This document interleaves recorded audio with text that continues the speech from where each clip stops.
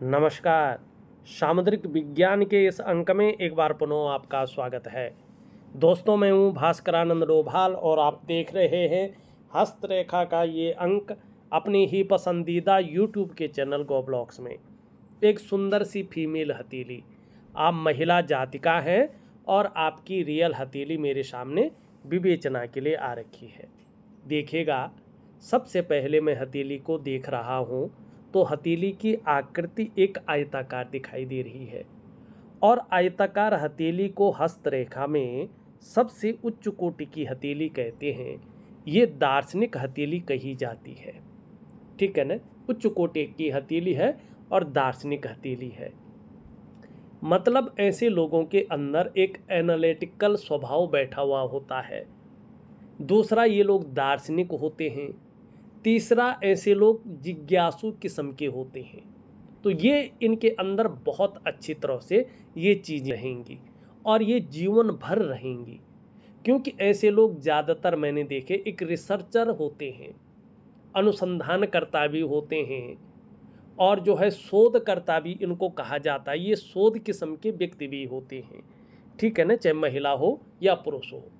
यहाँ पे एक चीज़ मैं कह लेता हूँ, वैसे वीडियो में कहने की ज़रूरत तो नहीं होती है, लेकिन जो नई श्रोता है या पहली बार जो है हस्तरेखा देख रहे हैं, तो हमारा पौराणिक ग्रंथ कहता है कि अथातः संप्रवक्ष्यामि हस्तरेखा विचारणम दक्षिणे पुरुषम ज्ञेयम वामी वामा करम शुभम। मानी जो पुरुष हैं उनका दक्षिण हस्त, राइट हैंड देखना चाहिए, और जो महिलाएं हैं, बालिकाएं हैं, जो भी प्रकृति के रूप में आती हैं, चाहे वो काम कर रही हों, अपने पैर पे ही खड़ी हों, चाहे उनकी शादी हो रखी हो या नहीं हो रखी हो, तो भी उनका वाम अंग देखना चाहिए, वाम हस्त देखना चाहिए, ठीक है ना। ये हमारे पौराणिक ग्रंथ कहते हैं, समुद्र शास्त्र कहते हैं, जिसमें हस्तरेखा एक अध्याय है, ठीक है ना। तो उसमें ये चीज़ें कही गई हैं। कुछ मामलों में दोनों हाथों को देखना जरूरी होता है, चाहे वो महिला हो या पुरुष हो। अब दूसरी चीज़ देखेंगे आप, तो इनकी हथेली जो है, इनका जो आभा मंडल है ना, ऑरा है ना, वो बहुत स्ट्रॉन्ग है। इसका मतलब है कि बहुत जल्दी आपका भाग्य में परिवर्तन आने वाला है। बहुत बड़ी जल्दी आपके भाग्य में जो है एक नई स्थिति आने वाली है, जिससे कहीं ना कहीं आपकी आर्थिक, सामाजिक और पारिवारिक जो चीज़ें हैं उनमें सकारात्मक वृद्धि होने वाली है। भाग्य आपका निरंतर साथ देने वाला है और कहीं ना कहीं जो आपका इष्ट है, जो भगवान की शुभता है, वो आपके अंदर कहीं ना कहीं अपना जलवा दिखाने वाला है, ये यहाँ पे बता रहा है। और इस चीज़ को इंगित क्या कर रहा है? आपका शुक्र का पर्वत ये स्पष्ट तरीके से बोल रहा है, जब आप 42वें वर्ष में अपना जो है प्रवेश कर जाएंगी, 42 ईयर आपका लग जाएगा, तो यकीन मानिएगा आपके जीवन में आर्थिक, सामाजिक, पारिवारिक और जो करियर का मामला है उसमें स्टेबिलिटी आनी शुरू हो जाएगी और निरंतर वृद्धि की ओर ये जाएगा ही जाएगा। लेकिन थोड़ा अभी वक्त है, जब आप 42वें पहुँचेंगे तभी आपके जीवन में तरक्की की नई राह दिखाई दे रही है। हाँ, भाग्य स्थान में एक ऐसी चीज़ है जिसके कारण जो है थोड़ा सा आपको कामयाबी तो बहुत अच्छी मिलेगी, लेकिन कुछ ज़्यादा मेहनत और परिश्रम करने के बाद ही चीज़ों में सफलता मिलेगी। अब क्या है वो चीज़ देखिएगा, ये है आपका इसका घुमाव, इसका झुकाव रिंग फिंगर की तरफ दिखाई दे रहा है और ये स्पष्ट तरीके से यही चीज़ें कह रहा है। उसके अलावा एक चीज़ और देखें तो इनमें कहीं ना कहीं गैप दिखाई दे रहा है। इसका मतलब जब जब आपकी कुंडली में शनि 7.5 में होंगे, ढैया में होंगे, बकरी अवस्था में होंगे, तब तब इसका प्रभाव आपके जीवन पर गहरा और लंबा पड़ेगा। अब कितना पड़ेगा ये आपके कर्माज के ऊपर डिपेंड करता है। क्या पड़ेगा? ऐसे में कई बार आप दुखी से हो जाएंगे, कई बार सब कुछ होते हुए भी खुशियों में थोड़ी कमी रहेगी। एक चीज़ और देख लीजिएगा, यहाँ पे सबसे पॉजिटिव साइन है आपकी हृदय की लकीर। हृदय की लकीर को अगर हम देखेंगे तो ये पूरे बृहस्पति पर्वत को पार करती हुई दिखाई दे रही है। और यहाँ पे देखेंगे तो शुक्र भी बहुत अच्छा है और यहाँ पे एक जो है कुबड़ निकलती हुई दिखाई दे रही है। ये कुबड़ क्या बताती है? देखिएगा, ये कुबड़ बताती है व्यक्ति बहुत ज़्यादा इंटेलिजेंट है, व्यक्ति के अंदर नॉलेज बहुत अच्छा है, व्यक्ति बुद्धिमान है, प्रखरता व्यक्ति के अंदर है, लेकिन कुछ चीज़ों में ये नुकसान भी देती है। देखिएगा, जीवन में ऐसा व्यक्ति थोड़ा संघर्ष को भी झेलता है, कामयाबी तो बड़े स्तर की पाता है लेकिन संघर्ष को जरूर झेलता है।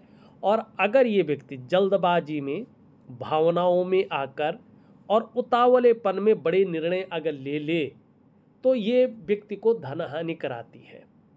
खास करके ऐसे लोगों को जीवन के 40वें वर्ष से पहले, वैसे तो 42 होता है लेकिन वैसे 40वें वर्ष से पहले व्यवसाय बड़ा सोच समझकर करना चाहिए, नहीं तो व्यवसाय में ये नुकसान भी दिखाता है। और जीवन में कभी भी ये लोग व्यवसाय करें तो पार्टनरशिप में ऐसे लोगों को कार्य नहीं करना चाहिए, साझेदारी में। और खूब मेहनत के बाद ही आपके पास धन आएगा, ये इस चीज़ को भी दिखा रहा है।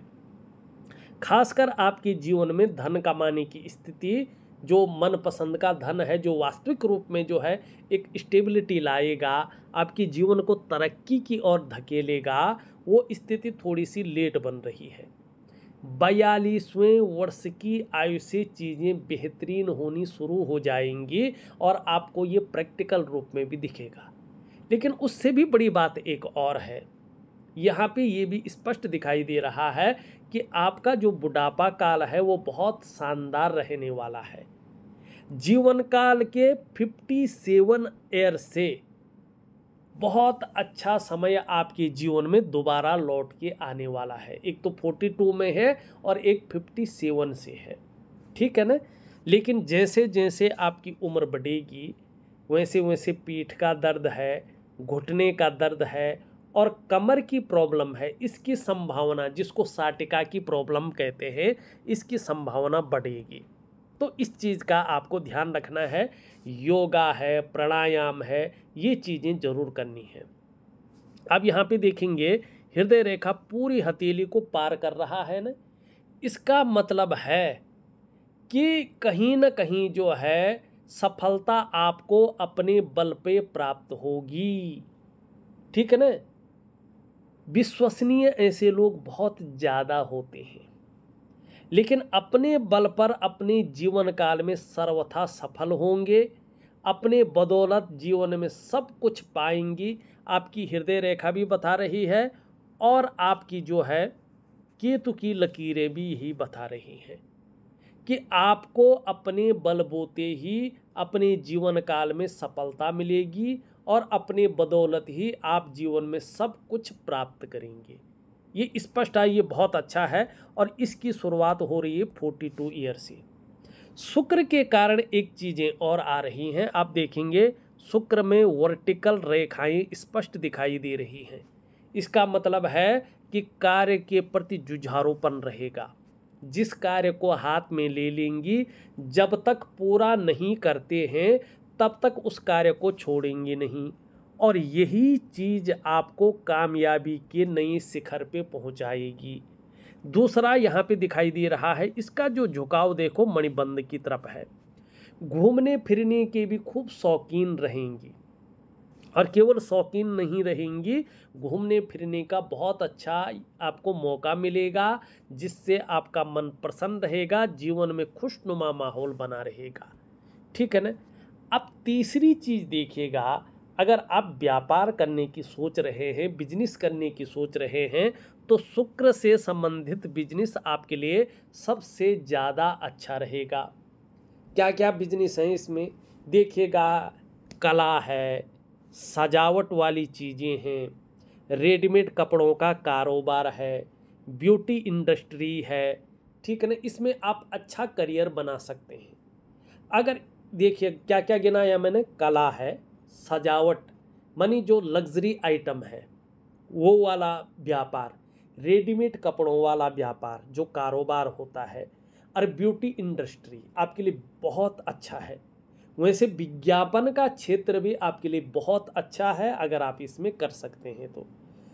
अगर शुक्र बढ़िया हो तो व्यक्ति संगीत के क्षेत्र में भी बहुत अच्छी स्थिति को पाता है। लेकिन संगीत के लिए और गीत के लिए इस चीज़ का बेहतरीन होना भी बहुत ज़रूरी है।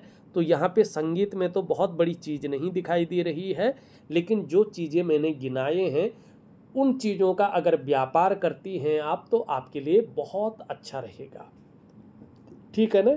और व्यापार करने की सोच रही हैं, ज़्यादातर इन चीज़ों के बारे में आप सोचें, ठीक। आपका प्रश्न का उत्तर भी शायद मिल गया होगा, ठीक।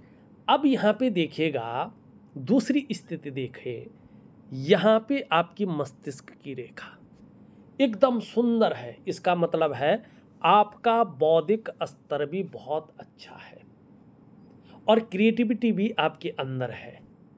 आपको लंबी और हवाई यात्राओं का जीवन में मौका मिलने वाला है। अब उस मौके को आप कितना अपनाते हैं ये आपके ऊपर डिपेंड करेगा। लेकिन वर्तमान में एक चीज़ और देखेंगे तो चंद्रमा का इस पे बहुत ज़्यादा प्रभाव यहाँ पे पड़ रहा है। चंद्रमा का, चंद्रमा मनसो जातश्चक्षु, चंद्रमा क्या है, मन का कारक है।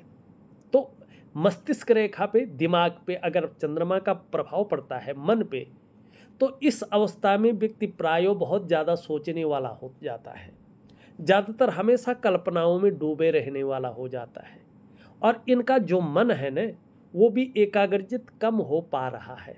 लेकिन एक बहुत बड़ी सफलता भी हासिल होगी ये भी दिखाई दे रही है। लेकिन मन इनका बहुत ज़्यादा फिर भी कल्पनाओं में रहेगा, ये भी स्पष्ट दिखाई दे रहा है। इसी से बात अगर हम करें, यहाँ जीवन रेखा बहुत अच्छी है आपकी। धीरे धीरे इसका प्रभाव आपके जीवन पर गहरा और लंबा पड़ेगा और अच्छा पड़ेगा। लेकिन एक चीज़ और है, परिवार के प्रति समर्पण की भावना भी आपके अंदर अच्छी दिखाई दे रही है। एक बुद्ध की रेखा भी जा रही है जो बुद्ध पर्वत की ओर जाती हुई इशारा कर रही है। जब बुद्ध पर्वत अपने स्तर पे आ जाएगा तो इसका तभी फायदा होगा। अभी आपका बुद्ध जो है थोड़ा सा कमज़ोर स्थिति में दिखाई दे रहा है। आपको अपने खान पान से, अपने रहन सहन से अपने बुद्ध को मजबूत करना होगा। क्या करना चाहिए इसके लिए? हरी सब्जी है, हरे फल हैं, हरी दालें हैं, इनके खाने में ज़्यादा से ज़्यादा प्रयोग करना चाहिए। अगर आपको परफ्यूम से कोई एलर्जी नहीं है तो रोज़ नहाने के बाद अपने बॉडी में, अपने शरीर पर चंदन का परफ्यूम लगाना चाहिए। कम से कम 3 महीने तक तो लगाना ही चाहिए। और सुबह कुछ दिन, संडे को छोड़ करके कुछ दिन ब्रश करने के बाद 2 पत्ती तुलसी का आपने जो है खानी चाहिए। और एक हरा रुमाल अपनी जेब में या अपने ऑफिस वगैरह बैग में रखना चाहिए। इसको यूज नहीं करना है, केवल सिंबल के तौर पे रखें। तो इससे धीरे धीरे आपका बुद्ध प्रबल होगा। और बुद्ध व्यापार का कारक है, बुद्ध वाणी का कारक है, बुद्ध कहीं न कहीं आपके ऐश्वर्य का भी कारक है और बुद्ध आपकी त्वचा का भी कारक है। अगर बुद्ध थोड़ा खराब हो जाता है तो ये चीज़ें बहुत ज़्यादा डाउन चली जाती हैं या इन चीज़ों का फ़ायदा नहीं मिल पाता है। लेकिन बुद्ध रेखा है, अगर आप बुद्ध को ठीक करते हैं तो लगभग 2 वर्ष के बाद, ठीक है ना, ये कहीं ना कहीं आपके जीवन में अच्छी स्थिति लाएगा। एक तो ये रेखा आयु को बढ़ाने वाली रेखा कहलाती है, दूसरी ये रेखा सफलता को दिखाने वाली रेखा कहलाती है और व्यवसाय में निश्चित तौर पे तरक्की को दिलाती है। बोलने के ढंग के कारण भी ऐसा व्यक्ति जीवन में धन कमाता है। लेकिन अगर चंद्रमा भी बैलेंस होता रहे और ये रेखा हो तो एक कमी ये छोड़ती है, ये व्यक्ति को पेट का रोगी बनाती है, पेट से संबंधित परेशानियां जीवन में रखती है। इस बात का भी हमको ध्यान रखना होगा, ठीक। अब यहाँ पे एक चीज़ और दिखाई दे रही है आपकी हथेली में, ध्यान से देखेंगे तो देवगुरु बृहस्पति यहाँ पे शनि की तरफ दृष्टिगोचर कर रहा है। आपकी जो करियर और धन की रेखा है वो टूट टूट कर आगे बढ़ रही है और इसमें नाड़ी रेखाओं का निरंतर जो है प्रभावित दिखाई दे रहा है। और आपका केतु यहाँ पे चिंता भाव में बैठा हुआ है।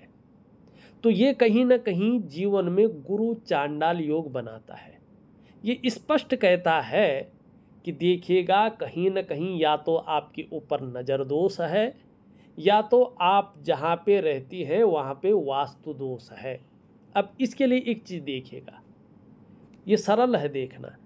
अगर ये जाल और ये नाड़ी रेखाएं केवल आपकी हथेली में दिख रही हैं और बृहस्पति दृष्टिगोचर केवल आपकी हथेली में शनि को कर रहा है, तो नज़र दोष है।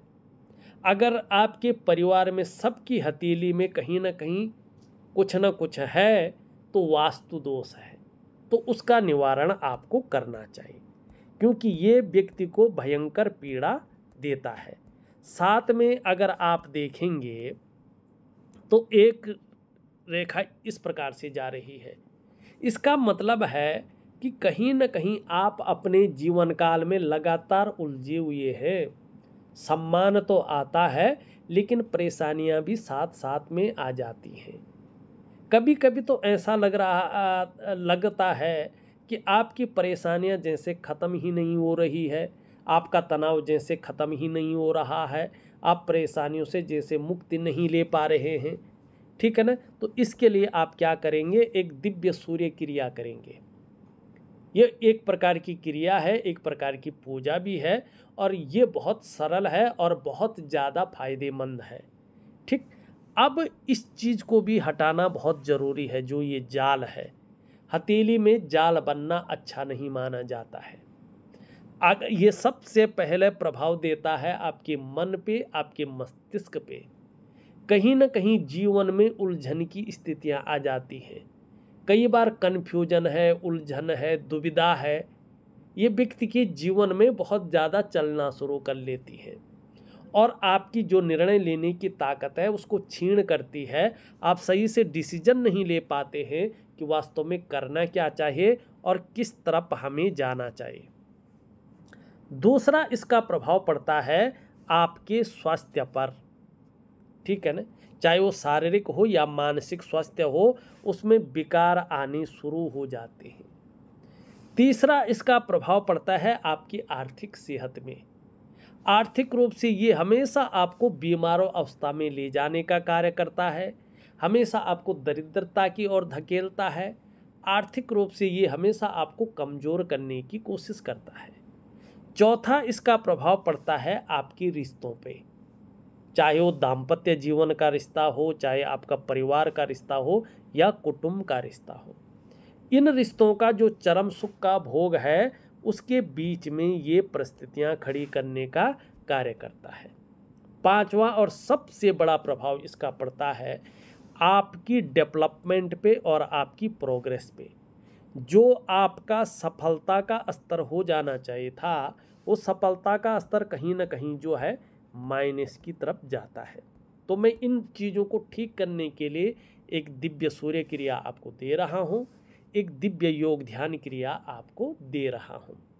ये प्रॉपर तरीके से आप जरूर करें तो आपको बहुत बड़ा लाभ होगा। और पूजा में एक भगवान सूर्य की आराधना में दे रहा हूँ, जो आपके धन में भी बढ़ोतरी करेगी और आपके कार्य क्षेत्र का भी विस्तार करेगी, आपको एक ब्रांड बनाकर उभारेगी।